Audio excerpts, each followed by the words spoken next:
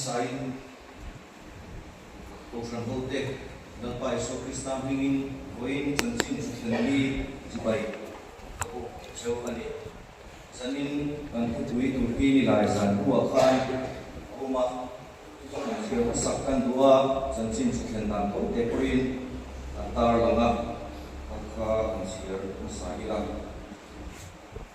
kumsa iso pati sinop info puichuan Reverend Williamson Mizoram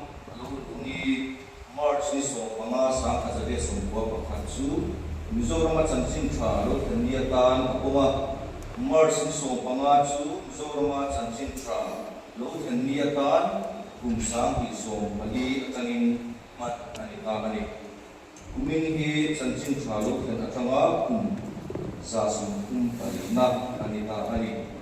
chuan wi kanneya chu chanchin thale mizo namnu yania wi chate patum omboka chu chu pakhatna namuna pathian ai puang panina chanchin thale mizo namnu chate ki ai min le patumna chanchin thain mizo namnu soy kang ikha ania ikan tuhi akar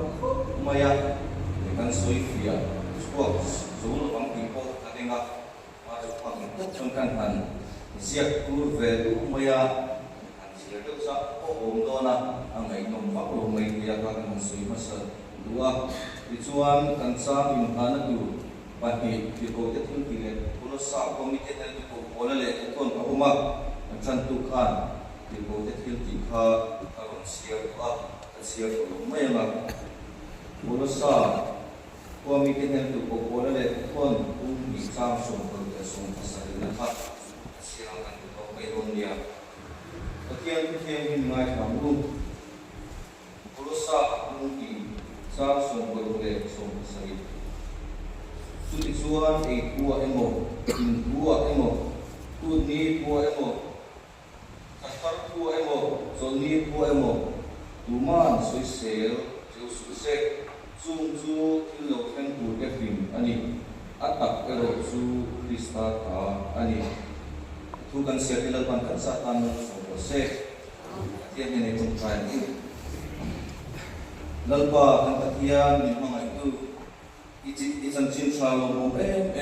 mimpi kepangin apa saya lom, bukan siap, Reverend William ate chian sara ijan chinsha kantonga anchunga le ichunga hena thailo kan soi ani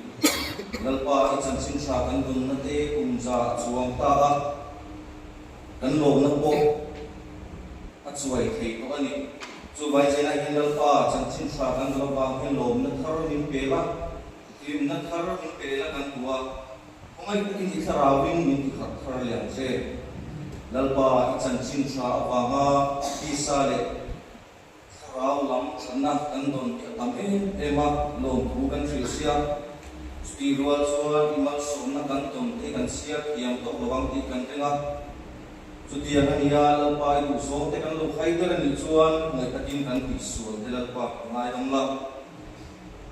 sual na de khem na awanga ko than ko te kan na ta te ko te lalpa min ko dam le la an sabah yung kai shuai zelang ze lalpa zena nan wi manggen ko san pote ko le la bin zirdir le la min ko ula kuma tin kan so lan ta ta kan ane nan pai so Krista min kan bi la ze mun shuai boy te kan ni belo ma siata din voin zan sin chakhan ni koi mo ta kan ya kam dang ta suai Koi mo lo mai dia, ang nagsikan kam tahan miso te tahan ituan, kung saan ni koi mo pagtira, kan soy suot o mabe. Kung saan ni koi mo tam takan na ya, so kesu kan tartiya dia ta ilang, koi jansin sa kani koi mo per o me, jansin sagit hing lo silang tuan, sani na iyan nang le kan ingkong, hello mai ani, din Jansin sha Christian kan ya bang kan ti zong kan ni khom te kan Christmas Good Friday kan ti han sel sang zong te hi engma ti om lo hong ti arin om ani kisena wanga thanna khumai na wanga athona kan chan amna po hi kan sedon lo tina ki chu chu vai chanchin tha min batu pathian he na hian athara lo soi hi kan ban sa ani chanchin tha kan don na kumza sum kum pati aluni tanek maya sumi chunga sofa ten pathian mal somna kan don na chakna sa jeki ataka huntu te kan ya na sa takin Christian na atsama ko shan po ay kun metsela biya in may baka ko shan bung ruate kan feel nei te re sang ka in maso makan in febin tulai ko ay raso atui per sang kam per kan sang hizel ani ko shan kuchu kan da chung bera kan hau berbuka ani ko kan reng ani Jadi kau jual kumza sungkum pali chung tosan kan so tua masih ring dun ero akmet lo tel pa on so atiki ani tosan ti kan so tel tela ring dun ero akmet lo tel on so atiki during kan kusil tu le kan kusoi tu te Kusoi atang po yan atin zon pero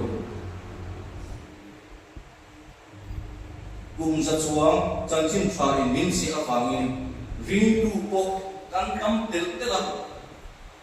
ring tu po kan tam tel tel ma se pathia na ring kan tel tel nang le di pathia ring tu kan ni ma se pathia ni engchen ang yang ring Josepha ni Potifara buiha min ring ni mamangin so pa agi setana pa apathian ni ring ngam ve ani kumza chong Christian na kan changto chanchin chakan changto chuwa so pathian ring ngam ki pathian ina min ring ngam ni helri na kuma kan tel tel tu ani chu ti ro so pathian tan ti to pin kan nunga acha alum kan pun thale jun theng point pathian tan kanin be ma se ki mania pathian ki nun ti kan phalle si lo mo kan phalle si lo te mo pathian tan kan nuwa ki mania pathian nun ti kan tu lo so ati ko kan pun au patel tela kan lo sak lo tel am mai ki de ani kan soi masa dua titil pakat kan zelu kan ya pulaya ku kan dan na tuin ram satak kan ya kan safaya ta kan ya ku san suan kha to in ma al sureng ni biak info kan nei thoi don ni alama kan biak in khar pur pual hian kan mai koi mo mai awma chu Tuna tanghian pathian chena biak in khak isa Tuna tanghian pathian be biak in khara chena tak isa khoya ro heta hian thinlung chunga biak pathian biak isa mu heta kan sa lo chuan yang kon bil biak in ngoi le ro tak samai la tak chu so voi kan thang ring tu te din nai kan thinlung sual bol lo atem pulai sandil tharang dia architect supatian engineer supatian cleaner supatian dia so kita ko patian dia gatekeeper ko dia mo ban ko lai ko patian dia patian ai kum chopek to mai to ni suwangin ring tum tak le ko sang tak din tu ring voin chanchin sen mi akia in buat sai early muti kha dengan kan soi masarua zanna kan tui kan soi tak kha chanchin thale mizo nang din ya wi kha khop moya ma chuan tiang to in soi be kan tu mama kan thu khuina min kai suai atum na per nia lang chu nam sia pathian bia khi apathian wa apoi mo ema mizo nam nun ne po ingil takani ti hini sia jansin sa ina kan ram kan minten huya amason zom hi ri kan kara zaina kan tu pui po he amason zom la eng zom in thi puya kan Christian na kan society action na social erosion o ang su ama su kan sui lang do no ba namna pathian ai yang puang di ani hian nam khata sok ai puang wa nam sang sama ai puang dina tu kan ni action tu sang te sia le ti ta ni lo ye an ni ya tu su bai bula chen an thim sai la bai bula hian nam bil emo nam sang emo ne na pathian in puan na te nam mila pathian thung te nam sia ka sira thung adang lam ta te kan ni bai bula hian thung lui so le te le thung thara chanchin thil tu te khan nam ril ku chungin pathian wat buang chu ka chanchin tha kha an sil thina ni amara chu thung thara chuan nam khat hangin pathian in thu athunga Israel ne ani chuan bo pi ni na kengin chan dam na le mal som na song ko an tan di hiu in an ngaya su bai thung thara kola isu alolan khan Israel nam ram bu ne na lo chuan pi kan fe ati hian amar chu thung thar budang te di ko kolan ne na pathian in ko na te kan hum chuan judat nam dana chok ni lo nam tin sitin rema pathian in ko na le an nam sia pathian in ko na chu Iswa Krista kalkamin arum hunta di kan kuwa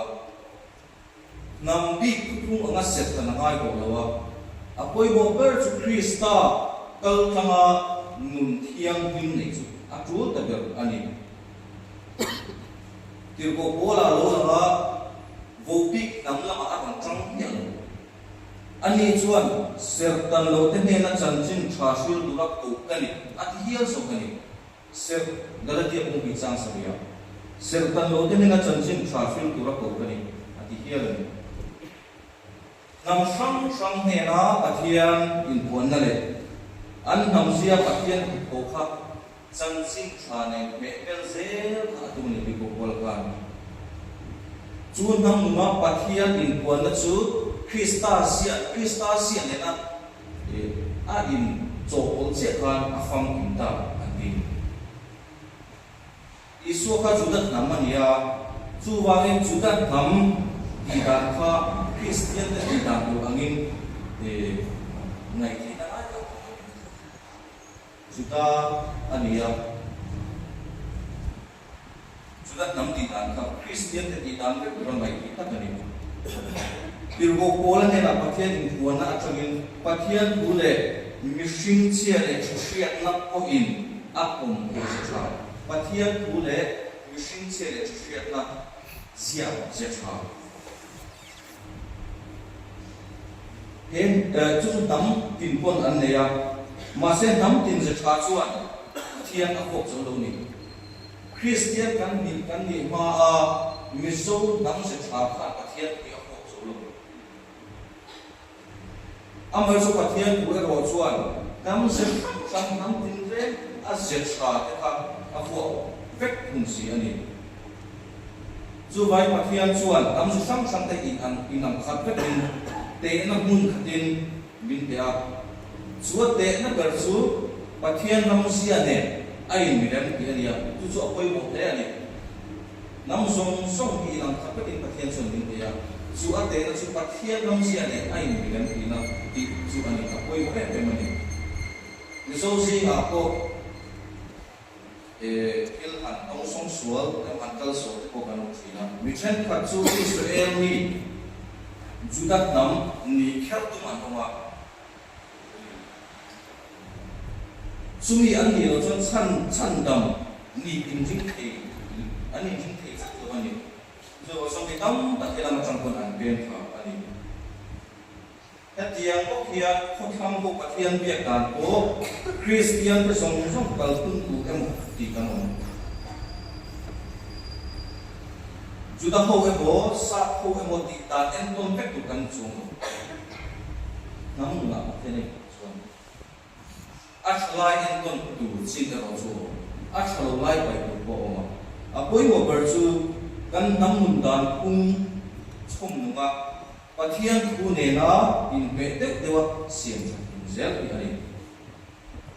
chu vai chan sin thra ina atum te zinga pakhat chu nam chu sang sang mun ne na Krista sia sui song pi ani chu te wa chon ka sei ta kang khan nam sia song song hi pathian biak na le ek ko sang ten ko na le in del ko na ni a chha ka kharo te ro chu kan sia ka poi mo ni misoten missiology thiam kan ni ka singa David lalmina lama chen semai dia chen ka zuan tikian soya nam sia in pathian ti biang ti awangin biak in chunga ko nam lama lam phet tu tinan biak ina kan nam ko shum te kan nam sia ni to atini kan nam dan kum ne na in jam tu ta in pathian in misole ko sai kuang ni ka to pok ne tuna kan kal anga kan sum dun se gen nam sia ni pathian kan biak ni na ani mai miso sa ko biak kan su Christian na bandu ma achang rein ku sun ta ti chin ni ani sa ko na chuan mi mal chum kwa ko ka le ram asiam chu ko ni ya chu mi so the Christian ani ma ko an na pe ta ani pe ma la achang ko mi so na pe sa ani ya nam nam na bi ko thang ho sa ko ne pe bel ko ngai lo ba e ma ni nam sia pe sa ni lim de kital ni na chuan asui ani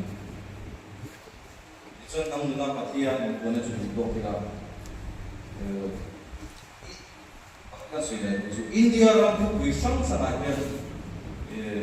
miso tina chokar kata pathian kan pe kan sukal kui tum no kina ei ne lo kan kuang te cholu tin su ko kui tum le apa sa ko ate chu chu thenga ko chu ngai lo chuwa ta chana pathian pe ko ano mai te sigresa te aloin am lo ba kota no aloin am lo ba chu bang sam an nam le kusak se nam se la kan kal kui ke ma chu le ta kan sa missionary te khan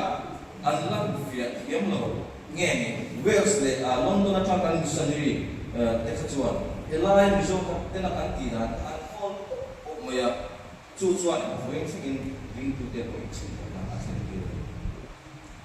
ma se tu la ya chuan ni kan sang kang do mi tiam tak tak te lo so to atin se na ko ma te fin na ko ma te til thar lo so ka post colonial post modern kan seng to an dia tin ei missionary training college tak tak te kan le ko chu nga so missionary te point asilin an sira missionary te chuan atla na le ko atangin mission ta ki an sir them jan to nam se mila pathian be chung chang ko an sir them to ani chu kan missionary ko na chan sin chu ko ma an ta wi ta ani ya chuan panina kan kui le chu chan chin tha le mi so tam sun nam je tha te ti a in ni thui le mi so nam chu ne che che soi do na soi wi fa ku ka ma ro chu kan nam mun kan sia ta mai bi chu fi te kan bi le ku te na an khu fi na chang khat an khu sak dan ku te dan ku an dan le nung chang an dei se dan ka chu ko le ka in alani Dr. Aislin Moya Dr. DM BUC chuan bikian soya kan pi le kan pu te khan bai bu sirti na ne na in mil tak ku fi an lo dia entina power chu hingzi so anga alat sa chuan in school ku aso ngai lo anti le mi pa to ko du chu Krista ania mi se lu chu mi pa ani Krista lu chu pathian ni ti kele san ne ni thindura ti kiam chui ti le tong kam thai se la ma ti te chu a in rang em mani na te ni chu wangin mizo te kha an thu soi ma te an lai ta chung cha ma te an in rel fel da na te an thu fing le thu soi da na te kha Christian zirkin ne na in ne ta alo mani chu wangin chân chính cha le mizo nam nun se cha te hi a in wi le wi pe ka lo bil ta se tin mizo tu fi te sir sau na ti ko ko sia u lo zui de na biu si pok chuan kan tu fi te hian ma sa ata nu khum le sia ata ma kan ko khu ani ni kan tu fi te hian ma sa kan pi le u se ila ta siang ni pero chu bai khu fi chu tam sia le nun khum ta la tu ta ni chu chân xin tra chúc cần vinh anh ya cần ôi anh chuột chân xin trai nun đàn tu asoi cần công na chân xin tra chúc cần vinh á cần ôi anh chuột chúng đi chân xin trai đang nun đàn tu asoi cần công na anh ya chú chân xin trai vinh tu nắm chú chân xin trai công tu nắm zia lệ chân xin tra chúc cao tu ina ni chu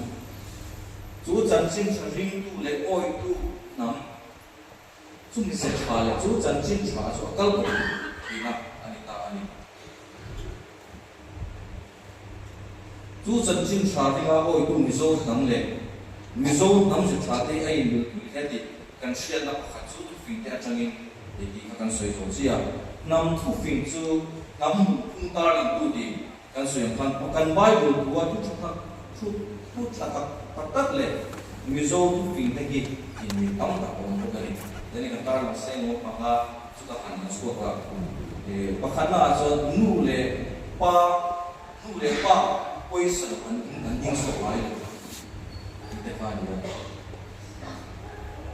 Padina aja ayu pa tuan feel like. Sapu mai sak, an pas mai lo. Sem dam ability kita.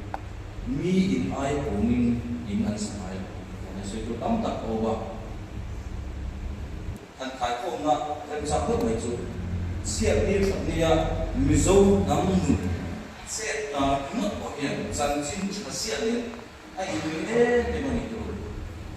sia ni chan de ya mizo nam nu christian an di pa ko ni ang chu te an ka na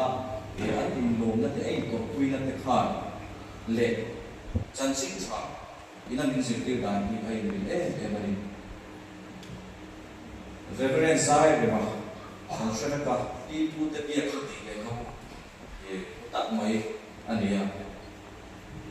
tu ta le ku wa chuan kan fe a sa khoro pi tak hindu muslim le buddhism te chuan mizo te rin da khoi ne ko ti